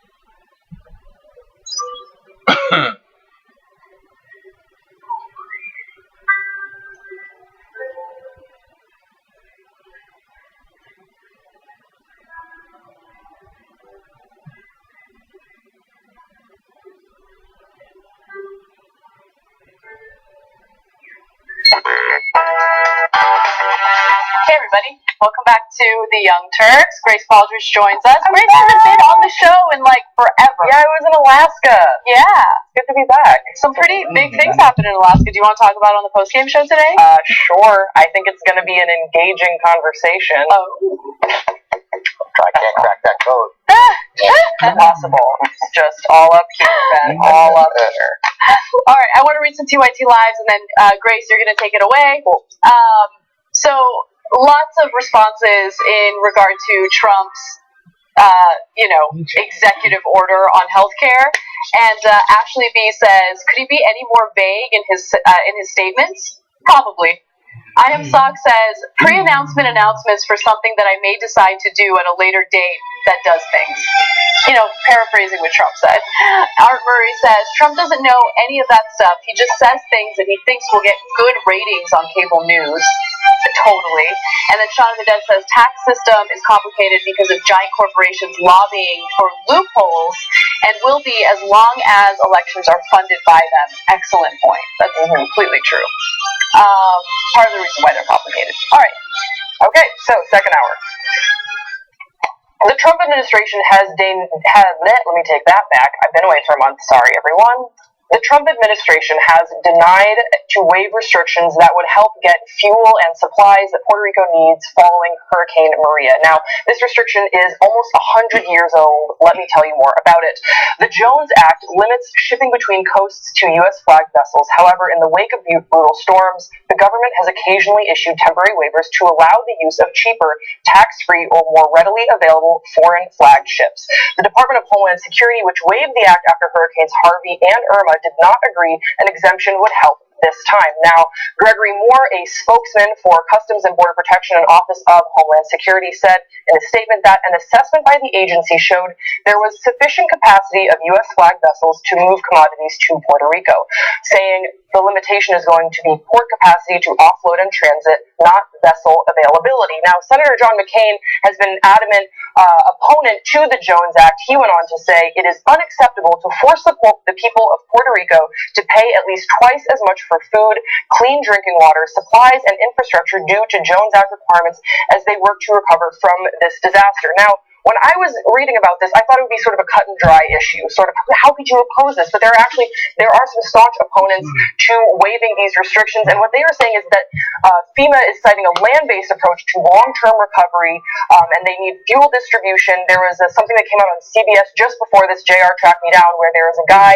in Puerto Rico, and he's filming some of the containers, and they have no way of contacting drivers. They need to get drivers. There is a lot of help here, and they don't know necessarily, according to FEMA, if there are fuel shortages. They just need distribution, and some people are saying if there's no legal precedent for a general waiver. To that, I would counter saying that the U.S. Virgin Islands have a permanent waiver on the Jones Act. So I'm seeing, I understand why some people are saying they oppose waiving this, but I don't agree at all. Well, the people who oppose waiving this are people who are employed, Yeah, U.S. shipping industry. That's right. The U.S. shipping industry is opposed to this because they stand to make a ton of money, and they have been making a ton of money through the Jones Act, which again forces the shipment of materials and supplies to be done by U.S. ships. And so, as a result, it's actually had some pretty devastating consequences for Puerto Rico specifically. So, for instance, anytime Puerto Rico wants the shipment of cars to them, they pay 40% more than they need to because of this. And then another example is it costs the island $537 million per year. That's money. And keep in mind, Puerto Rico is dealing with a huge economic crisis, and even though it's a U.S. territory, they are not protected by the same bankruptcy protections that U.S. states are protected by. And so we're forcing them to, comply with the Jones Act. They're dealing with a complete and utter disaster after Hurricane Maria. And if there's anything that we can do to lessen the blow and help them out, then we should do it, especially considering the fact that we did it for Houston, we did it for Florida, but for some reason, the U.S. government at this moment seems unwilling to waive it. We're not going to restrict the flow of barrels of oil. That's why we did it then. So what's the harm? Like, there literally is no harm except to perhaps U.S. shipping, which, by the way, is going to be, we're going to need a lot of U.S. ships. There's still going to be a lot of ships going in and out of Puerto Rico, especially. I'll take them at their word that the ports are damaged and that's the bigger issue. I would say the biggest issue is the food and drinking water and energy and supplies that Puerto Rico needs to recover. Why you wouldn't listen more to the Puerto Ricans on the ground there is beyond me. John McCain's fighting for it, for crying out loud. It's not a partisan issue. John McCain wants the exemption to the Jones Act, and he wants people in Puerto Rico to get relief. However it needs to happen. No one should take more than 2 seconds to be like, oh, there's a ship from French Guiana. I don't believe it's a country anymore. Like, let's use that ship. Let's use this Angolan ship. Let's use this Canadian. Whatever. Yes. Whatever. Get it done, and get it done quickly. If you gave it for Texas and Florida, give it for Puerto Rico. And if it turns out in 6 months that actually, you know what, there are plenty of American ships who don't need the waiver, well, then you could rescind the waiver. Well, they did a temporary waiver for Harvey and Irma, so it is very confusing that now we have these think pieces on why, waiving this is a bad idea. It doesn't, we didn't see that for Harvey and Irma. Everyone's like, get them all the relief that they need, and now for Puerto Rico, it's a question if they need that relief. They're not being given equal treatment. Right, of course they're not. And it's not just in action, it's also in regard to the response from our federal government, the response from Donald Trump. There hasn't been, exactly. He hasn't been nearly as supportive of the relief efforts in Puerto Rico. He hasn't been as outspoken in regard to helping the people of Puerto Rico. He took pretty swift action, and he got positive commentary on this show in regard to his reaction to what happened in Houston, because he wanted to make sure that all of the resources necessary were used to help with the relief efforts in Houston and in Florida. He's a fraud and a criminal, and the stuff that he tweeted about Puerto Rico is telling. It tells you all you need to know about it. Yeah, exactly. Well, if you want, that does take us into our second story. I pointed to Anna because she was here last time, but I'm supposed to point to you because you have this. I do. I have these tweets. So, you may recall that President Trump had a less than tactful or respectful response to Puerto Rico following Hurricane Maria, but did you know that he also is responsible for $33 million in tax debt for Puerto Rico? So let's go back a little bit and remind you of what his tweets were. So, Texas and Florida are doing great, but Puerto Rico, which was already suffering from broken infrastructure and massive debt, is in deep trouble. Its old electrical grid, which was in terrible shape, was devastated. Much of the island was destroyed, with billions of dollars owed to Wall Street and the banks, which sadly must be dealt with. Food, water, and medical are top priorities, and doing well, #FEMA. I don't know about you guys, but it's always so clunky to read his tweets. It's so embarrassing that it doesn't even make sense what he tweets. Right, he has a hard time formulating a sentence. Well, I mean, first of all, its old electrical grid is wrong. It's ITS, not IT''S. So, it's incorrect. It's incorrect. And then just the notion that you would now decide to criticize Puerto Rico for the financial crisis that they were in before they got hit by Hurricane Maria. It's just outrageous, and it's like what it is. It's not just outrageous. It's not like I'm offended by it. I don't care. Nobody cares if I'm offended by it. It's telling that when people need help the most, you decide to say, "Hey, look, they mismanaged their money," and it makes it seem like he's being a little punitive, right? Forget that they're brown, right? What matters most to him is that they're poor and they didn't do anything about it, right? Or they did the wrong things about it, right? Or they didn't just default on a loan and leave some I don't know what a territory with a $33 million tax debt. But the notion that now so its old electrical grid, which is in terrible shape, was devastated. Much of the island was destroyed, with billions of dollars owed to Wall Street and the banks, which sadly must be dealt with. So deal with it. Right. So go help. Hey, how about this? Let's give them $10 billion. Making a number up. It's probably too much. Right? Let's give them money. They're Americans. They need help. Puerto Ricans who know, economists would argue that the Jones Act has a lot to do with the economic devastation that Puerto Rico was under. I'm sure there was a great deal of mismanagement also. I'm sure it's not just the Jones Act. But let's fix it. Let's fix it. And the first thing you do is making sure that people stuck in an airport and stuck all over the island stop being thirsty. That would be job one. And then you get insulin and heart medicine and everything you need, and you bring people to the United States, and it costs a tremendous amount of money. A tremendous amount of money is a burden to American taxpayers, but we do it because that's what we do in America. Particularly, I think we do it to help Mexicans, but we definitely do it to help Americans. And the notion that you'd be like, yeah, their electrical grid, they didn't fix it, and now look. I mean, what an ass.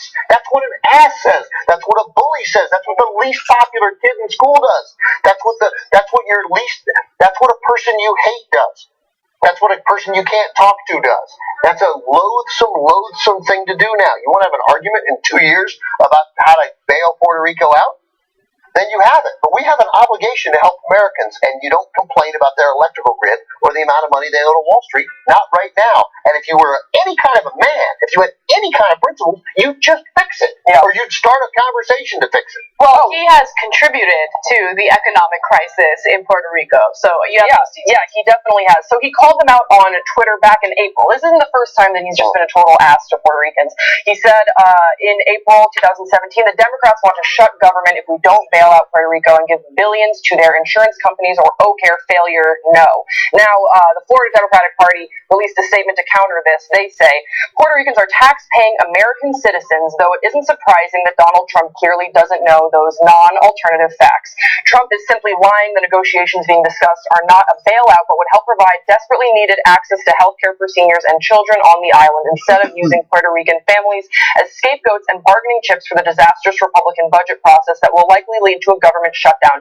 He should pay back the nearly $33 million he owes Puerto Rican taxpayers after yet another one of his businesses defaulted on the island. Now, what they are referring to is the Trump International Golf Club of Puerto Rico, which, according to Fortune, borrowed $26.4 million in government-backed bonds in order to pay for improvements, but later defaulted on nearly $120,000 to bondholders. In 2015, the club filed for bankruptcy, which is when Trump, who licensed his name to the property, desperately tried to distance himself from the place bearing his unbearable name. Now, of course, the Trump brand has tried to distance himself. Eric Trump said, "We have nothing to do with it. We purely manage the golf course. That's not us at all." But according to BuzzFeed News, Trump did pocket hundreds of thousands of dollars in fees from the resort. So this is just another load of yeah, they defaulted on the loan.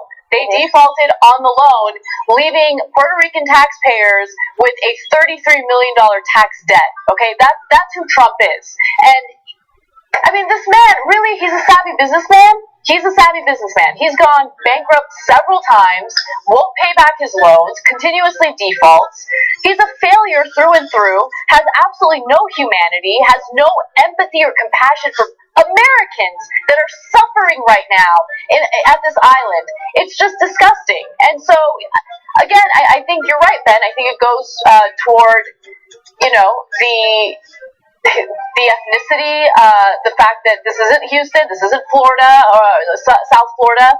He just doesn't care. He doesn't care. And these people are suffering. And by the way, another thing to keep in mind, things are so dire in Puerto Rico right now that families, unfortunately, have to live with other family members who have died, who are deceased, and they have no other option. They don't know what to do.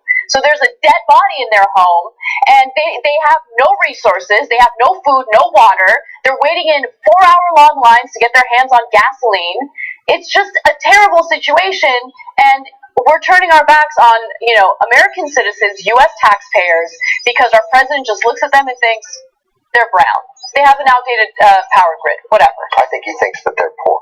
I think he thinks they're poor. And that doesn't. Poor and brown. Sure, I got it. I mean, I'm not arguing that this guy, but on a regular basis, like if this country, what I'm saying is, even if they were brown, they're definitely going to be brown because they're Puerto Ricans, right? But even if the country was humming along, right? If it was an economically vibrant island and a site of tourism, and his golf course there hadn't failed. We'd wave the Jones Act and he'd be helping because that's what he likes, right? And he doesn't like to help people, and a lot of Republicans don't. They like to have people in his mind. This is not reality because the Puerto Rican people had very little choice in this matter. He doesn't like to help people who don't help themselves, right? And so he's decided to dismiss them. That's the only way you'd send out a tweet which would essentially says, you didn't fix your electrical grid and your infrastructure was bad and now look what happened. He wants to punish them. That's his comfort level. That because he doesn't understand what the job of being president is. And I think he knows his base doesn't understand that either. He knows that if he didn't respond well to Houston, that's Texas. He's going to hear that backlash.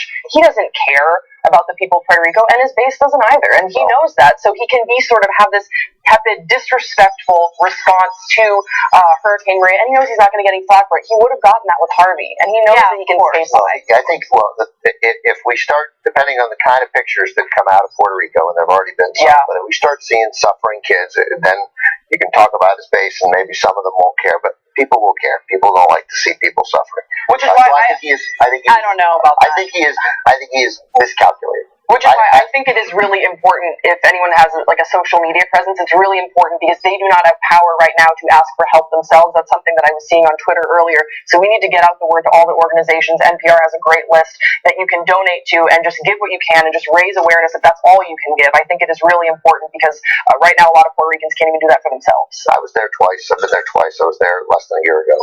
Not long, but it's a beautiful island. It's a beautiful island, and it's filled with beautiful people. And I left some money there at one of the casinos, and I really enjoyed Puerto Rico both times I've been there. One time for 4 or 5 days, one time for just a day, but it's a beautiful place. Well, let's go to a quick quick break, and when we come back, we're going to be talking about some exciting news out of Saudi Arabia and also a Russian cannibal couple. So there's that after the break.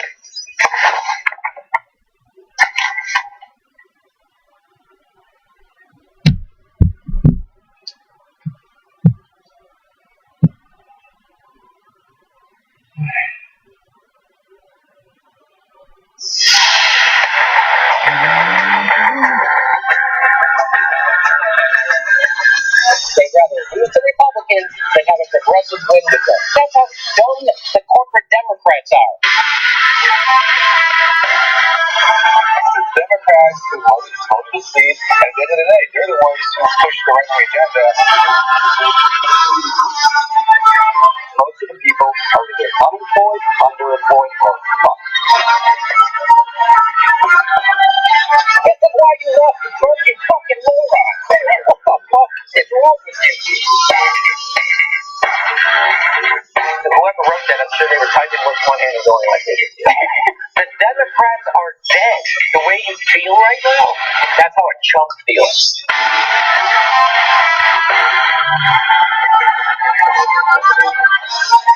That freaks out.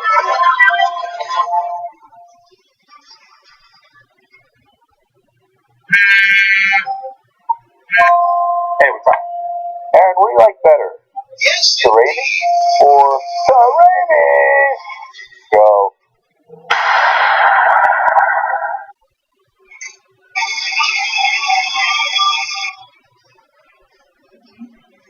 lot of money.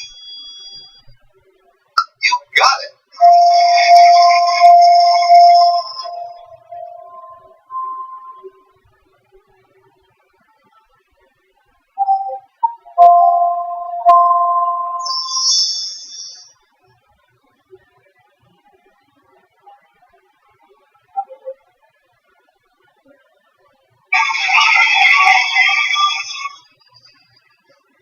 Wow.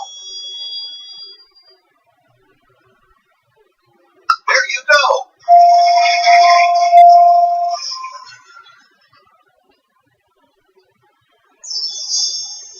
That's scary.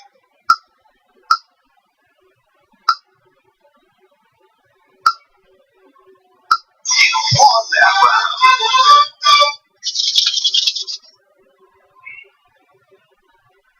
Here's the phone. T-Mobile's unlimited now includes Netflix on us. That's right, on us. This round. Welcome to the bonus round.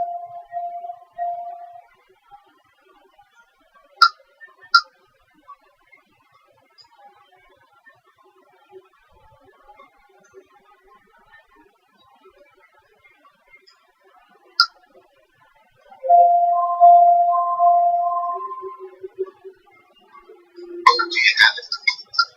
You've done it.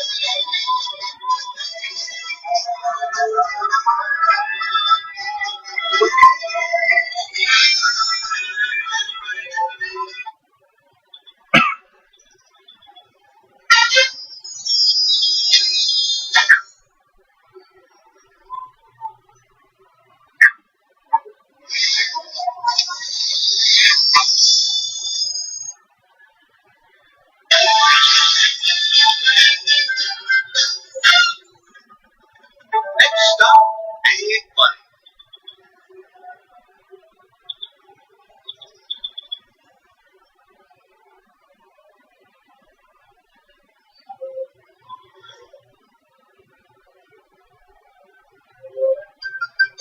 Let's find some contestants. Here's the puzzle.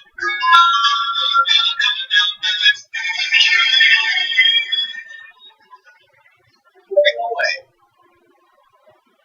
There you go.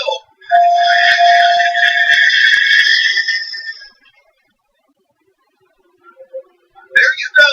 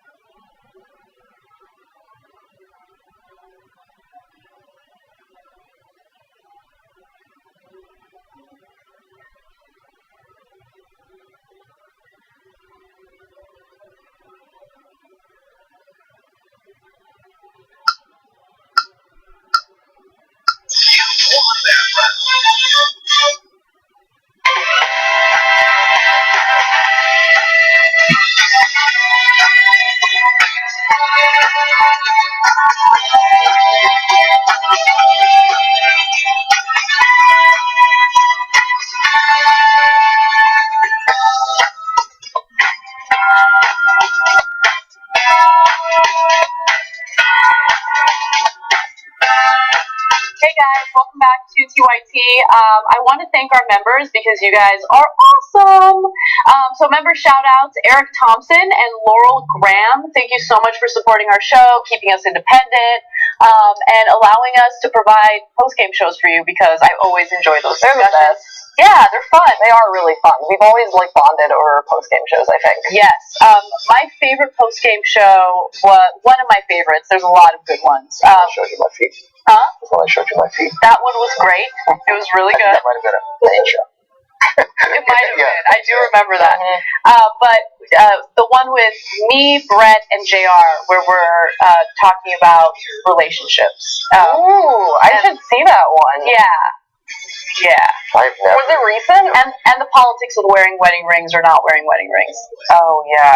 I should think about I would just say that when I forget to wear my wedding ring, I take it off sometimes to put product in my hair because it gets, I don't like it. Just doesn't feel good. First of all, I put the ring and it gets under there. It's no good. And then sometimes I forget to put it back on. Not often, but a couple times a month. My wife loves it when I don't wear my wedding ring. She thinks it's great. No, I'm like, what? I've never not heard about it. Hey, did you forget something today? Interesting. Why? Where were you? Interesting. Yeah.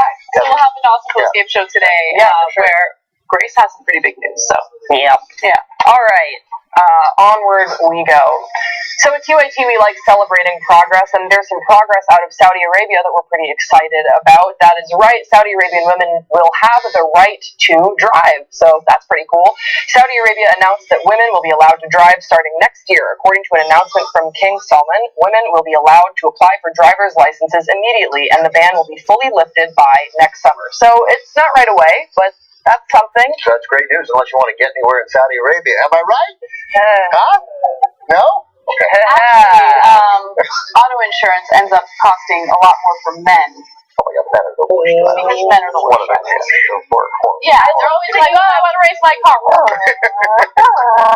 Like, come on, really? Like, just. Yeah, I know. It's not a NASCAR driver. Like, let's move on with our lives. Yeah, it's true. You didn't hear about, Miley Cyrus drag racing her car down, Calabasas. It was Justin Bieber. But we live and learn. Or Saudi princes. Yeah, exactly. Or Saudi princes. So, women took to Twitter to respond to this news. One was Medea Al-Aroush, who was a part of a rebellion in 1990 where women took to their cars and just drove anyway around Riyadh. It was awesome. She said, "We are finally allowed to drive. Congratulations to Saudi women. The will for women to drive has finally come. We, the Saudi women, has the freedom of mobility." Another who spoke out was Manal Al-Sharif, who was caught driving in 2011, and she had to spend 9 days in prison. It's just insane what women had to go through to get this right. She said on Twitter, "Saudi Arabia will never be the same again. The rain begins with a single drop." So you had some poignant responses, and then there were some funny responses too. This is one that I liked that just said, "They see me rolling, they hatin'." And that's actually a GIF that you can play it through of a girl in her car, so that was pretty awesome. Just so that we all know where Saudi Arabia is at, women were only given the right to vote in December of 2015, and there are still guardianship laws that are in place in Saudi Arabia. So there is a ways to go for progress in the country, but this is, the rain does begin with a single drop. This is big news. I'm very excited for this. Let me speak now for, I'm going to guess, 373 people watching right now. Is it GIF? I hate that people pronounce it GIF. I mean, I guess people have accepted that, and we have to. I don't know. I mean, it doesn't make sense. You think it's just GIF? It's GIF. I say GIF.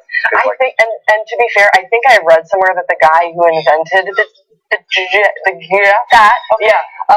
he does pronounce it GIF, and we just stop. It's sort of like Rihanna. Like, we call her Rihanna. She is overwhelmingly pronounced her name as Rihanna, and we just no, we got it. That's not your name.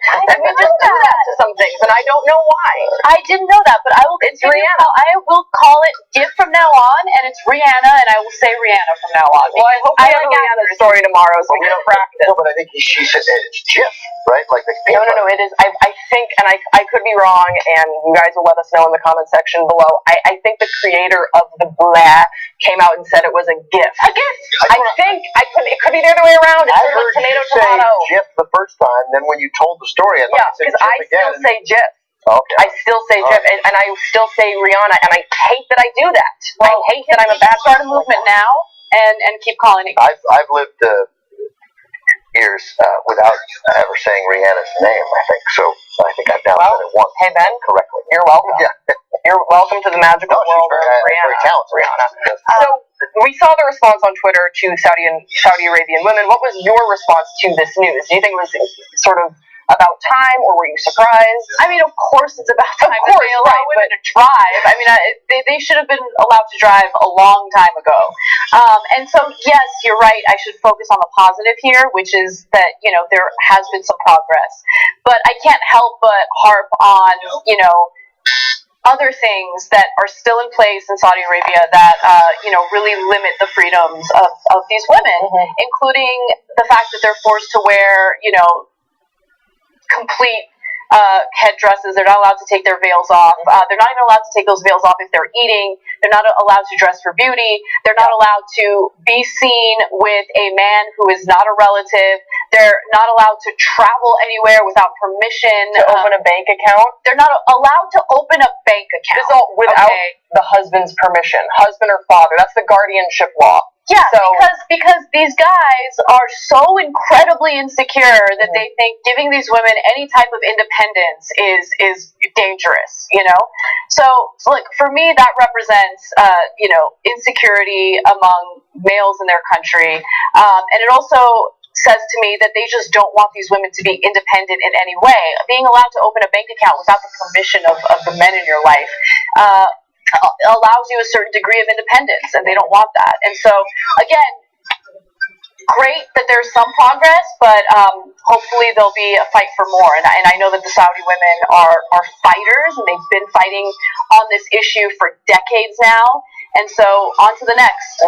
Let's fight for more progress. If I'm not mistaken, I mean, the real absurd inequality and injustice of how adultery is dealt with. Too, right? Yes. Yeah. So there's still, but it's a significant sign. It was a symbol, and I of course instantly worry about, you know, because there'll be a lot of men in Saudi Arabia who don't want this, hate this, right, and see it as a sign of, again, like we see here to some extent, thankfully not to that extent, not as rigid, but you know, a sense that you're losing control of the privileged world that you lived in. So I'm sure there'll be some awful stories as this change is implemented. Yeah, but you know what? I learned about the really awesome web community of Saudi Arabian women on the internet. I think that is awesome, and I would never underestimate the emboldened spirit of a woman, and especially when strong women can band together and encourage and support and lift up each other. So this is a small step. It's not anywhere near where it needs to be, but it is exciting. I think it's not a small step. That's why I say those things. I think it's a really big step. It's not the last step. There need to be 100 more, but it's a pretty big deal. Yeah. So it's great. All right. Well, guys, I'm so sorry about this next story, but not really. If you're eating, stop doing that now, because I'm going to tell you about a Russian couple that has been dubbed the cannibal couple by the media. This is taking place out of the Russian city of Krasnodar. City police have arrested the couple Natalia Bakshiva and her husband, 35-year-old Dmitry Bakshiv, who authorities say may be responsible for the deaths or disappearances of as many as 30 people in the city of 750,000 in the southwestern tip of Russia, about 5 hours from Sochi. So far, Bakshiv has been charged with one count of murder, and the investigation is ongoing. Now, the investigation kicked off on September 11th after a road crew came across a discarded cell phone, and they looked through the photos, as you do when you find a discarded cell phone, and they found photos of a man with different parts of a dismembered human body in his mouth. This is according to the Russian Ministry of Internal Affairs. And then around this exact same time, investigators were poring over the phone. Officers found the dismembered corpse of a 35-year-old woman near the state-run aviation academy where the couple lived. That is according to Vice News. Now, once they determined that the phone's owner was Bakshiv, they arrested him, and according to reports, he pretty much confessed almost immediately. In police custody, he told authorities that he and his wife had practiced cannibalism at least 30 times in the past 2 decades. Now, this is an ongoing investigation. They're still trying to figure out the details and piece everything together.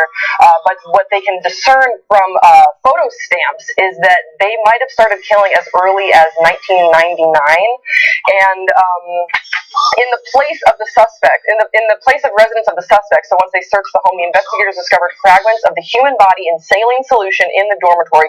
Frozen meat parts of unknown origin were seized in the kitchen. So you guys know I host Murder with Friends, so this is something that I understand why I'm interested in. This story has gone viral. A lot of murder stories don't go viral, and I want to ask you guys why you think this particular story went viral. What I would offer is that They're eating people. but you'd be surprised. There are more stories of cannibalism that actually don't get as wide media coverage as this story. I think this is sort of that they were hiding in plain sight for a while. They were cannibals for, as we can discern, a while. They also held normal jobs that were food related. So I think that is particularly unsettling to the public. And you want to share this sort of stuff. You sort of ask, could I know someone like that? They were doing this undercover. They were not caught for years, for decades. They were also, there's some suspicion that at times the couple would give this human meat to coworkers and exactly. So they were generous cannibals.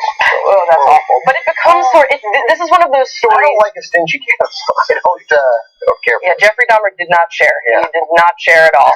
And you can actually learn more about that on the season premiere of Murder with Friends on October 11th. But that's neither here nor there. What I would say is that you sort of wondered, could I know someone like this? I think. Sure. Well, I've never wondered that ever until now. Thanks, Grace. For 2 decades, Anna. For 2 decades, no one really had any idea. Maybe they thought they were a weird couple, but we all know weird couples. You never think that they could be eating people. Yeah, and also, I mean, it almost feels like they wanted to get caught because they discarded that cell phone without erasing that incriminating evidence. And then once the officials, started questioning them, they're like, yeah, we've been doing this for a long time. We've killed about 30 people. I think it's more that when they were operating for so long, you get careless. That's what happened with Ted Bundy as well. If you're operating for, you just get sloppy, and you make mistakes. I think what's also compelling about this story, because I was surprised that this went viral. Usually stories like this go viral within the internet communities that I'm a part of, not with what everyone else is a part of. It's my spooky news to know. I think that this is already lore, because we're already hearing speculation of, could they have put the meat in the food that they were giving to the soldiers, and they were part of these hostels, and they lived in this place with a shared kitchen, a communal kitchen. Could other people have eaten this meat? And it becomes sort of like in a communal kitchen. Yeah. Yeah, I think there's a pretty good chance other people like that. Yeah, I just think it becomes folklore, and people want to share these tales. Did you hear about this story? Did you hear about this couple? They killed and they ate people together. But why? Like, I'm fascinated by cannibals. Like, but why? There's so many tasty meat sources out there that aren't people. Why? Like, do you know anything about the psychology behind it? Well, what I can say with what I know about Jeffrey Dahmer's cannibalism was that for him it was the psychology of he wanted a part of his victims to be with him forever, and it was the most intimate thing that he could think of was literally eating and consuming a partner, because in his brain he loved them, or respect. No, not respect. The words don't matter because they are monsters, so it's hard to humanize what they are feeling. But I think that it does come down to sort of a psychology of ownership, of power, of wanting to control a human in a way that most people can never and should never understand. That sounds right. That sounds good. First of all, I didn't know there was a city of 750,000 people called Krasnodar. I've never heard of that city. I think you're crazy to think I can't. I'm surprised it went viral. They murdered 30 people over 2 decades. They ate this. That's going to go viral. I got this one. But there are other. No serial killer. Like, you got cannibal serial killer. Not a one-time cannibal. Like, I was drunk and so I ate my girlfriend. Like that with all sing. No. So this is, and she's pretty. That's a part. I think that's a huge part, because what I would counter to that. So that adds to the how normal does it look? She's like, she's got style, right? Yeah. She gets her hair done. And what I would counter to that, Ben, is that actually earlier this year, Siberian police officer Mikhail Popkov, who was nicknamed the Werewolf of Siberia, was arrested and confessed to killing 81 people. And you just heard about that now. So it doesn't always go viral. But he didn't eat him. He just killed him. But it's still brutal. I mean, it's still very brutal. First of all, let's just for a moment, I mean, praise Grace just tearing through each Russian name and Russian city. Oh my gosh, boom, I know. boom, one after the other, no hesitation. What's going on? My dad, before we moved to Belgium, my dad taught me a little bit of Russian because he wanted us to be bilingual. Oh, So I could say like Здравствуйте. But it's like the town. But it's like the town was Carson City, and the names were, Bob Smith and his wife Sheila Smith. And you're like, Natalia Bachieva and her husband Dmitry Bachiv. They've been residents of Krasnodar for some time. I'd see it coming, and I'm like, practicing. You're like prepping yourself. Yeah, totally. Right. Preparing Totally, yourself for I will add that to my resume. Pronunciation of Russian names that she was prior unfamiliar to. Graceful. All right. Mikhail Popkov. Yeah. So we have a little bit of time. Should we try and push for? No, we have 3 minutes. 3 minutes. So unfortunately, it would be a terrible idea to do another story. It would get cut off and we'd be rushed. So never good. What I will do, though, is read a few more of the TYT lives that I didn't get to because I wanted to get to the stories, so let's do that. And then also, if you are not a member and you want to catch our post-game show, all you have to do is go to tytnetwork.com/join. On today's post-game show, Ben and Grace will be joining me, and we'll talk about some big news in Grace's personal life, which, by the way, I didn't even ask you for permission. That's fine. Before teasing. Yeah, it's cool. I'm like, yeah, let's talk about your personal life. We'll do it. Let's talk about It'll it. be great. You'll love it. You'll love it. All right. So TYT lives for you. Lentil soup says Ben with the fire. Ooh. I don't know what the fire is for. Puerto Rico. I would like to point out, probably Puerto Rico. Yeah. Puerto Rico. I love lentil soup. It's my favorite soup. Good. You don't like lentils? I hate lentils. It's so good, Anna. You're wrong. That's such a mistake. I hate lentils. Actually, Cuban cuisine incorporates lentils, and Christian loves lentils. I refuse to make them. They're disgusting. No offense to lentil soup who tweeted in. I love rather eat a Russian housewife or a bowl of lentil soup? Is it a pretty Russian housewife? Awful. It's You people are awful. Also, I want to make my new ringtone Anna saying no offense to lentil soup. Okay, Anna. No offense to lentil soup, really. Okay, so Just Ray here says Puerto Rico is vulnerable for investors, foreign and domestic, to go in and buy out large amounts of property for very cheap, which is true. I mean, part of the reason why Puerto Rico is dealing with an economic issue is because of U.S. involvement. We talked about that before, and maybe we'll bring that story back and kind of elaborate further. Also, Brian Newton says, newsflash, Trump is a bigot. Yep. Yeah, sure. Yeah, pretty much sums it up. So I feel incredibly embarrassed by what's going on with our response or lack of response to Puerto Rico. And, I think you make a really good point that, we as American citizens can raise awareness, donate, do whatever we can to help out, because I don't even care if they're American or, U.S. citizens. They're people, and we should want to help. Mm-hmm. All right, guys. Thank you for watching. Make sure you check out the post-game show and join at tytnetwork.com/join. We love you. Have a good night.